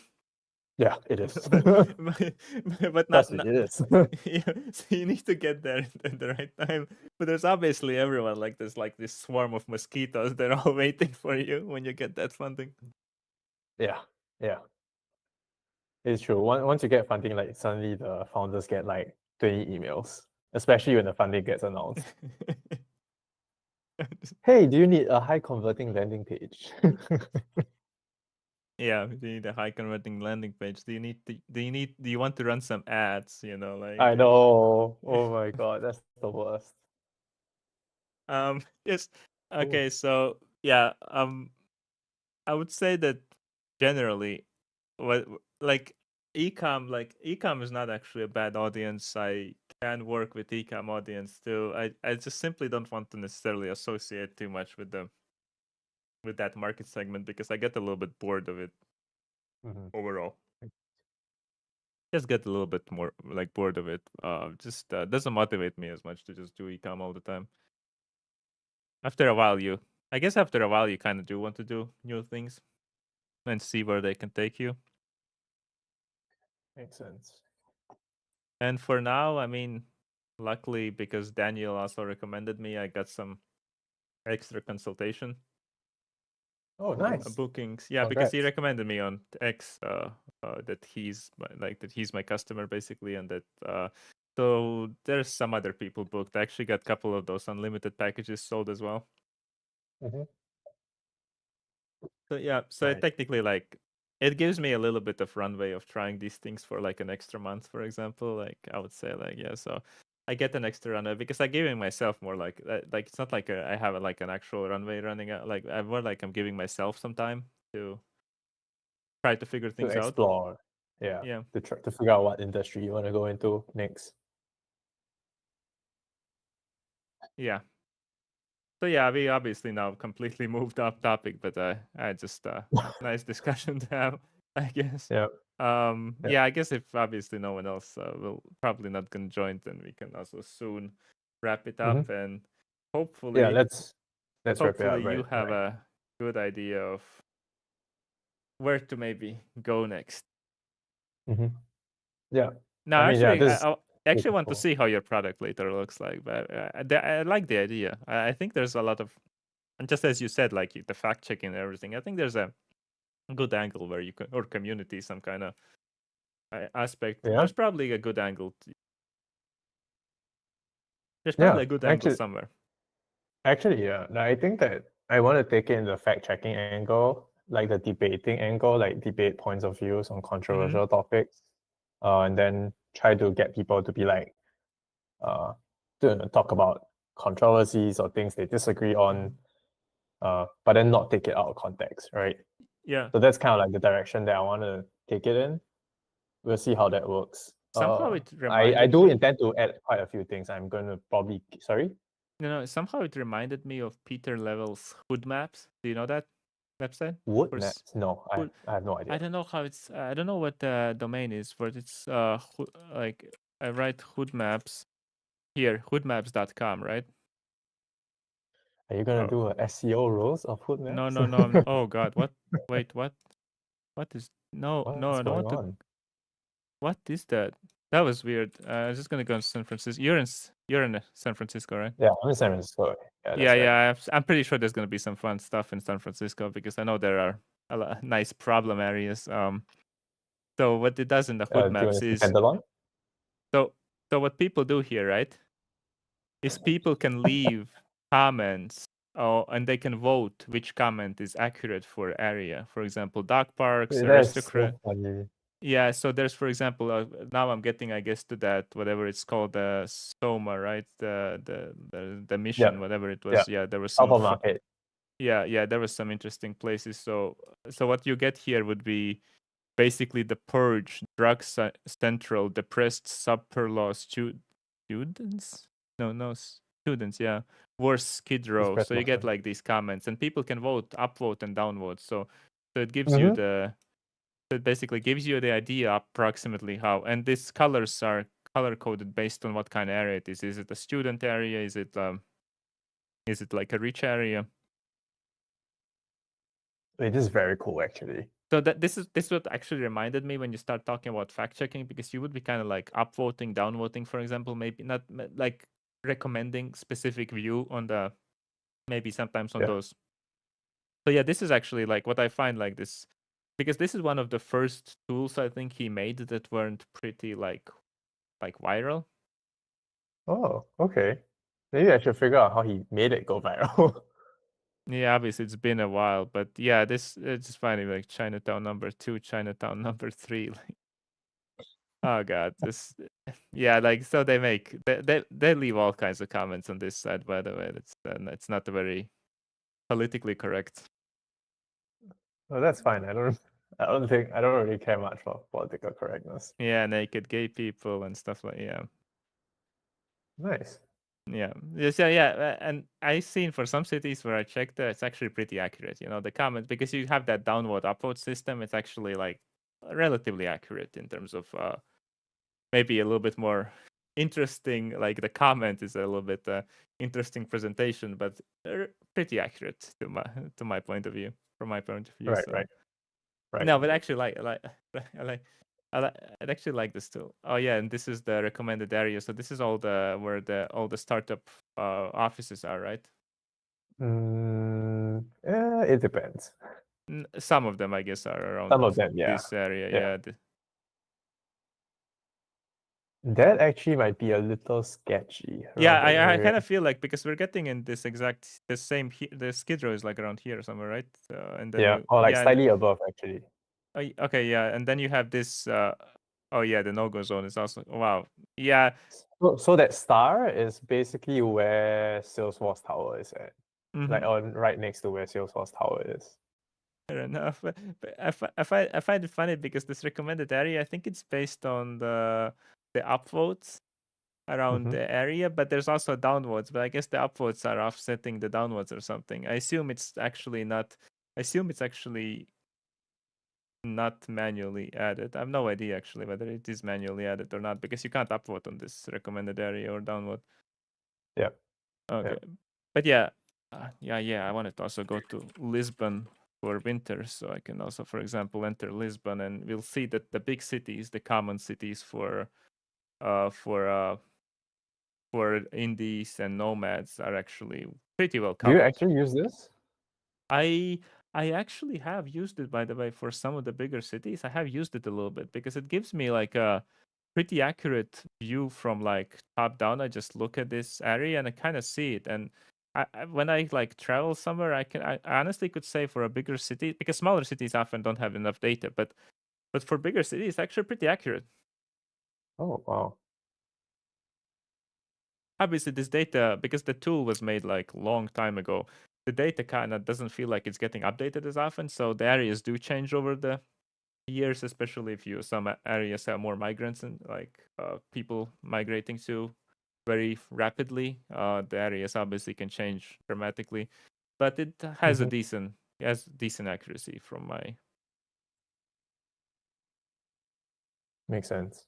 But yeah, I actually that I started thinking of this tool when you mentioned about that fact checking and how they could discuss, like how you could discuss it and everything, because I realized like it's a little bit similar how on a website, just also on a city, you'd be actually discussing specific, for example, points of view, specific facts that are included in it, because maybe the website includes a lot, or the topic includes a lot of like truth, but there's an actual inaccurate statement, or maybe the study that was included is actually statistically for maybe the study actually has Yeah. some statistical significance issues, or maybe it's actually incorrect, completely incorrect conclusion was somehow taken out Right. of it.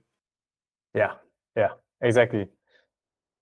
That's totally the direction like I was thinking about. Yeah, Like, so that's how I got to the hood maps, because I realized like the website is also kind of like a city, like there's a content living on it, like um so yeah. But I mm, actually I do give him quite a lot of flack about things. How he tells me his SEO is perfect and stuff, but I do like his tools. Nomad List, I have also been like, at least initially, like long time ago. That's how I discovered Peter Levels, was very early, like 2016 or something, when the Nomad List was becoming popular. oh, okay. Yeah, Nice. so yeah, obviously I'm not saying his tools are bad. Just his Personality. some of his some of his personality and some of his claims he makes are, let's just say, a little bit inaccurate, at Problematic. least. Maybe Yeah. controversial, inaccurate, but some of it is probably just for marketing, for the rage bait. But some of the things I kind of feel like he actually believes and are inaccurate, because I personally, I think, from what I've seen and I've analyzed a little bit, it also got me blocked by him. Technically, that was one of the reasons I got blocked by him. That wasn't the last Right. straw, but it was one of the reasons. I argued that his remote OK SEO is bad. And I didn't mean like bad, because he was ranking okay in some keywords and everything, but his backlink profile was really good because he gets all these backlinks. He was featured in interviews for major news outlets, whatever. Um, but what I meant was that his structure for that website still is subpar. So he actually doesn't end up ranking for keywords that, with his authority, the backlink profile, he should be ranking on the first page. But for some of those keywords, he's not even on the top 100. And it's actually, Wow. and he was saying his SEO is perfect, like basically, like like that, he's perfect, like SEO is all.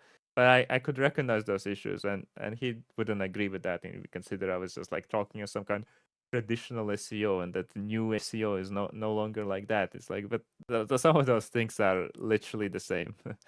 Some of those things have always been the same in SEO. Interesting. But I Yes. do hear from some people that SEO algorithm changes I mean, affects quite a algorithm bit. changes, but some of the fundamental things, like for example, relevant backlinks as a source of authority, has stayed the same. The structure and the topical authority for your website generally it has evolved, but it has fundamentally, as a measure, like as a measuring factor, has stayed the same. Like the algorithm updates, but the some of those things don't change much. Because some Gotcha. people a couple of years ago were also arguing, oh yeah, I need that performance metric. Yeah, I'm gonna use this static website to get 100 performance on the PageSpeed Insights, basically the Google Lighthouse, which measures the performance, because the Google was starting to say that they will give a penalty to websites that, for example, are slow. But what actually happens is that your website just needs to be meeting the page speed, the Google. Core Web Vitals. Yeah, the core Web Vitals assessment. So that's real users, real Chrome users. Actually, it's real Chrome users for the last 28 days, and they're just like 75% of the users need to meet the Google's like benchmark for it, and that's it. You don't need to go higher than that to actually not have any issues with Google in that regard. That's basically, if Google you meet that, it's enough. sure, sometimes you want the website to be a little bit faster, like maybe you're actually including too many animations, so your website looks slower than it is. Because sometimes because people used to include animations to mask that the slow site is a bit slow. But some of the sites Mhm. kept the animations even later or continued using them. So when the sites are even fast or the browsers are fast at loading them, the animations would actually make your site feel slower. And you should actually just get rid of them, the animations. Oh, okay. I mean by those loading spinners and all kinds of animations when you're loading content. Sometimes those animations like have like also like some kind of fade out, etc. Like transition phases where you're actually just slowing it down a little bit extra by yourself. But Yep, yeah, yep. obviously we're talking all kinds of stuff. But yeah, that because we were talking about your truth, and then we went to the hood. No, the hood mask is a cool tool, and the feature level stuff. A lot of stuff is pretty cool. I just have some disagreements with him, and maybe I should actually even roast his SEO for the remote OK or something someday. Yeah, I feel like you should. Yeah, I Like probably he's should. already blocked you. Like it couldn't get much worse than that, you Yeah, know? what else could happen? Like, I don't know, some of his Exactly. biggest fans block me as well or something maybe. Actually, that would probably be a net positive. Uh, It could be. like the way controversy has been used by Logan Paul and Oh yeah, the KSI. Logan now and the Mr. Beast Yeah, KSI and the like Logan. Yeah, all these things are good no, what they're marketing. actually that's completely manufactured. That whole story about the lunchies and Yeah, lunchables, whatever they're called. Yeah. that's what I heard. Yeah, I believe. Yeah, no, there's actually some good marketers I've listened to. They always say that generally all controversy, almost all, is pretty much good. Like net positive. It's at least net positive. It might not be good, but it's net positive in terms of exposure. Unless you do something Yeah. incredibly That's bad. a problem. But even Logan Paul, he got away with that Japan video, for example. That people Right. remind it, but technically, even though it was kind of like really disrespectful because it was specifically talking about Japanese people who really dislike, that kind of out of like not like completely out of like this cultural acceptance and everything how culture works there, like people don't like also people being loud. And I noticed that this becoming actually a trend now. Not now, but over the last couple of years there's a trend of people going to Japan and being very loud in public and doing like Oh, just just ruining things because it's kind of very anti-Japanese culture, so they use that as a their own like promotional vehicle of like, oh yeah, I'm doing this thing I'm not allowed to Yep. do. Yep. Yeah, Yep. that's very disrespectful, first of all, to the local culture society, like. But second of all, it's so disgusting to actually try to like actually Monetize. raise your own like social standing through that. Yeah. So yeah, that's what I meant by the sense that some things obviously have been, but Logan Paul actually got away with that weird Japanese video of supposedly finding a dead person in a forest. Might have been completely fake too, by the way. There's not complete uh, like consensus on that topic. That maybe that was a mark like his own publicity stunt. Mm-hmm. Um, there's not. I think there wasn't actually complete consensus whether that's actually true or not.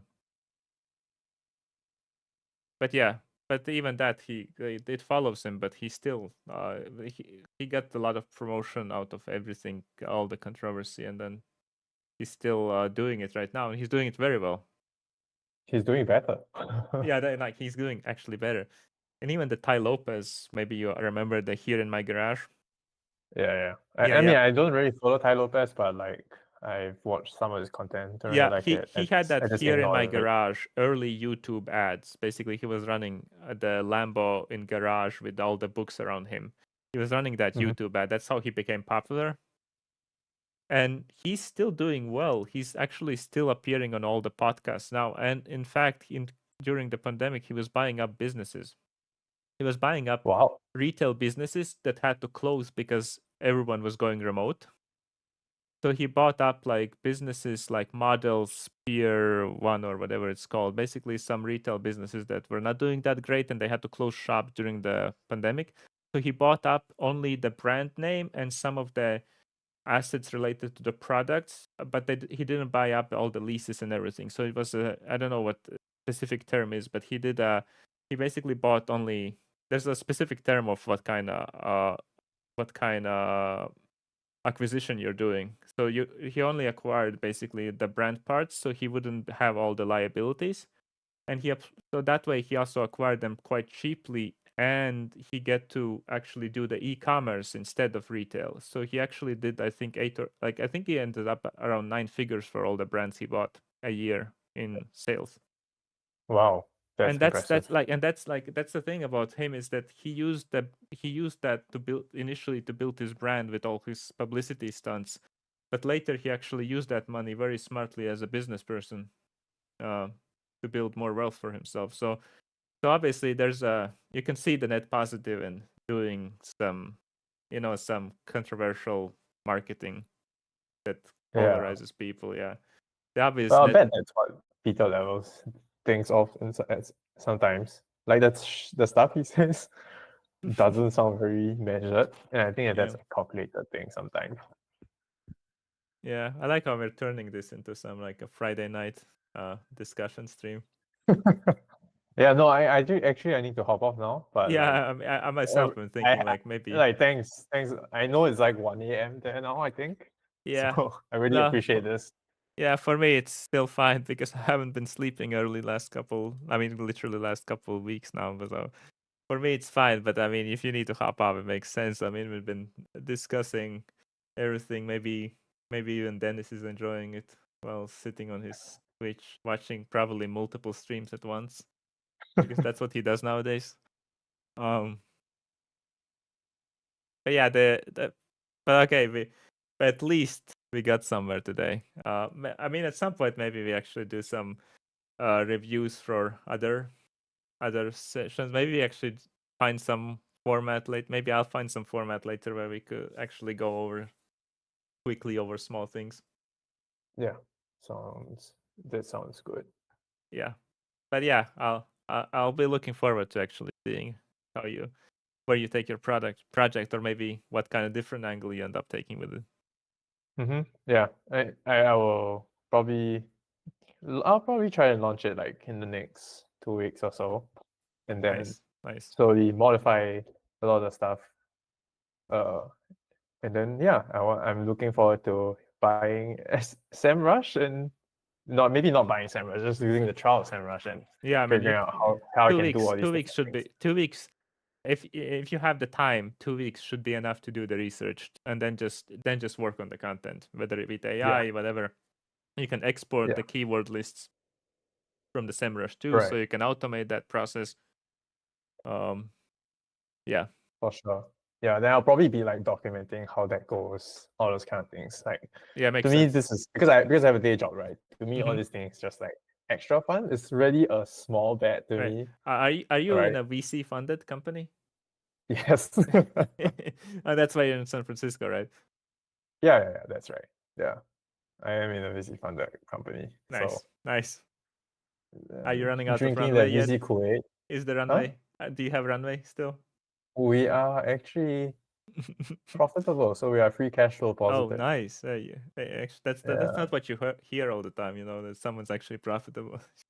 yeah. We recently started turning a profit. Like I think it was intermittently Yeah. before, and then like slowly started to turn Oh, proper profit. yeah. Is it actually because I've heard the VC investors now, especially some of them, like been really pushing for profitability and like early, like getting the Yeah, something profitable. Is that also happened to you? I don't think that I exactly was what happened. I Yeah. mean, there's definitely some impact, right, of that in the space because a lot of the time funds are followers. Mm-hmm. But our fund is Founders Fund. I think the Founders Fund is the fund that Peter Thiel started. So they have always been pretty contrarian. And like the Okay. business fundamental of this particular company has always been pretty good. Mm-hmm. It's just a matter of like trying to slim down and make sure you get your costs in control. So you're actually in Yeah. one of those good startups. Uh, yeah, I would say so. Like, I mean, a stable situation. I Yeah, wouldn't, I but mean, we're not I don't mean good growing in a way like like I a don't know, the rocket next ship. Facebook or something. I mean, a startup Yeah, that actually that doesn't have all the chaos, and maybe the environment is not toxic and all those things. But yeah. yeah, Yeah, 100%. Yeah, that's actually why I chose to come back and join them because like Mm-hmm. I realized that oh, the stability is actually very good. Like, and then I can actually spend time learning stuff. On top of Yeah. that, I can try a bunch of things. Oh, it'll be fun, right? Like, but eventually, my personality, I prefer a bit more chaos in my life, so I might go for the chaos eventually. Yeah, I like some chaos. I just I guess the things that I don't like chaos are the things where I lose, like I don't have control over. And in workplaces, unfortunately, a lot of things you don't end up having control over, and that's where I Mhm. don't like chaos, because I want to be at least, if I choose chaos, I want to have at least control of how much chaos I'm letting in. And that's, I Yeah. guess, where the workplace environment, like chaos in workplace environment, really, I really hate that, because I don't have control over it unless I leave. Like my control is basically whether I choose to leave. Mhm. Yeah. I think I feel that so much. So, I mean, that's why I eventually want to be running my own thing, or maybe doing consulting on the side like you. Mm-hmm. Yeah, but I need to hop off now. I need to get to my job so that I don't get fired. But this has been I don't want super to get you, definitely. insightful. I don't want to get you fired. I don't want I'm to get kidding. you fired. I Get think to they're work. fine as long as I do my work. Yeah. You get to work. I'll probably sit around the stream a little bit for a couple more minutes, and then I'll probably hop off myself. Okay, Um, awesome. Thanks, Nestor. This has been super insightful. Yeah, Uh, thanks for joining. It was actually a nice discussion, after, especially after we stopped talking about your project. We also had a pretty nice discussion. So mhm. thank you for joining. All right. Talk to And you later. see Bye. you around in the small bets. Yep, All right, 100%. Bye. bye. All right. The main part of the stream is over. I mean, the main part of the stream was over almost an hour ago. Well, this is the Friday night version of the stream.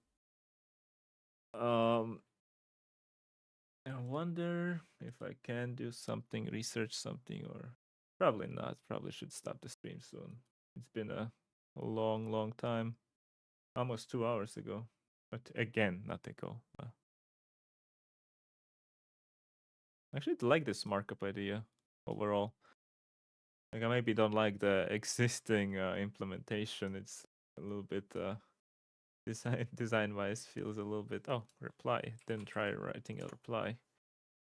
Yeah, design wise needs some work, but I enjoy the idea of being, especially if it's taken to an angle where we can. Oh gosh, maybe I need to also close the Google Meet I have open. Yeah, I'm just sitting there alone by myself. I can close those things.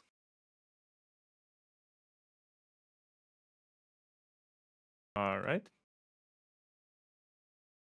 What was I saying? Oh, yeah. I actually like the tool, especially if it takes to a different community angle. I think there's a potential in actually having something like this with a community angle, where you can actually discuss specific facts or specific things on a website or how they're presented. Even when you're like just sending a site on like X and you're like, here's my landing page, what do you think? Now, instead of making a tweet of an image of your landing page or comparing two, you can actually send them to a landing page, and then you just can leave comments on the landing page instead of the posting on X, for example. And then I can start debating, just like in the X comments where you have those, or Reddit comments where you have those fights. You can just fight it out on the tool.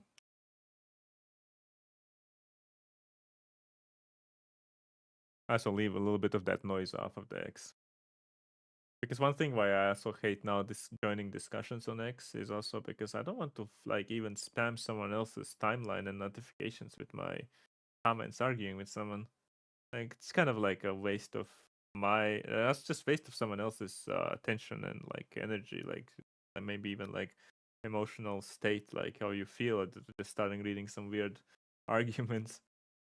And just a lot of negativity. There's more likely just bringing so much negativity in someone else's life. Not even the person you're arguing with, but also the people who end up being notified or seeing your response in their on their feed. So that's another reason why I'm just starting to like just get out of the arguments as quick as possible, or just not respond. I just don't want other people to be exposed to that.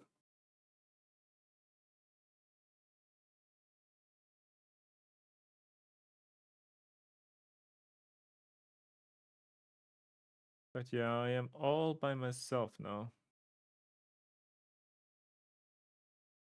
You can still ask in the small bets community.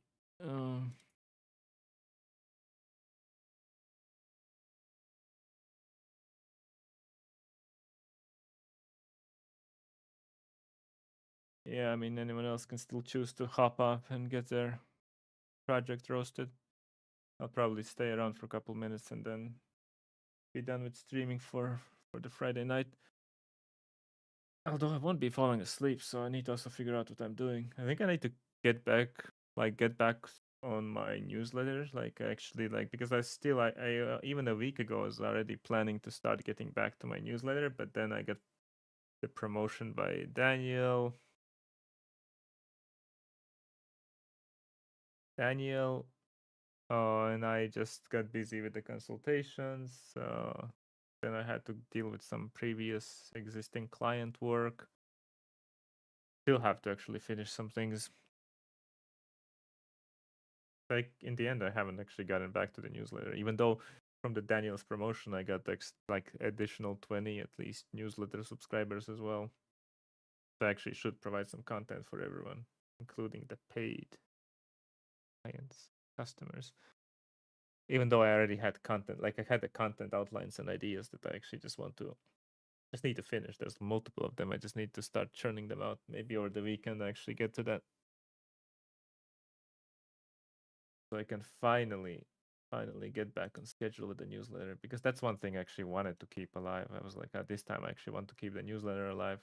I want some of the audience be off the social platforms, so if anything happens, I still can be friendly and have some connection with those people.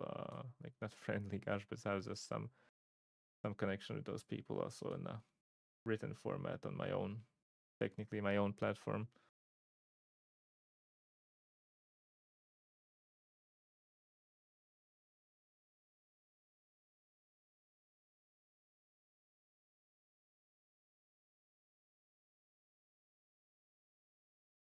Yeah, this is interesting. So yeah, for me, gosh, I didn't even use the sidebar, the notepad document this time at all. I just ended up not using it at all. Oh yeah, again, the issue returned. The preview of the live stream disappeared.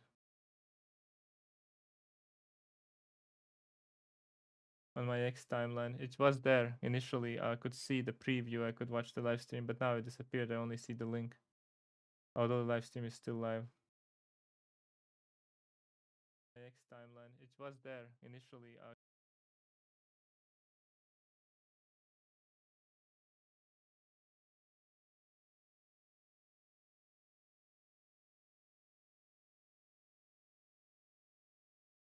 Oh yeah, and I never did a shout out for the fact that I got 2 followers, I believe.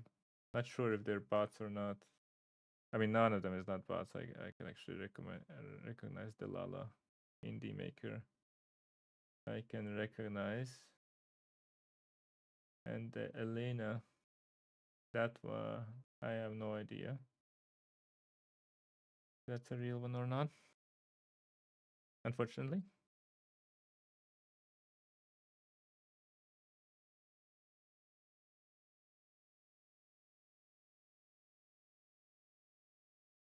But yeah, I think one of those topics is for me to like get some intro on like keyword research as in a more condensed video format.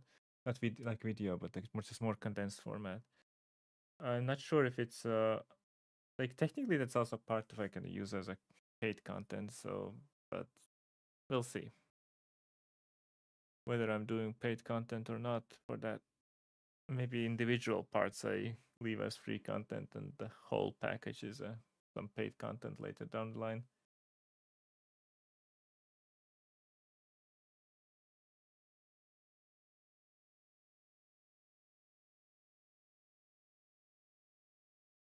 Anyway, yeah, okay, no one else wants to hop on. It's obviously it's also like Friday afternoon in the US as well, so probably not a good time. I mean, over weekend there's definitely not going to be that much activity, which probably also means over the weekend should not even consider streaming. Just do other things.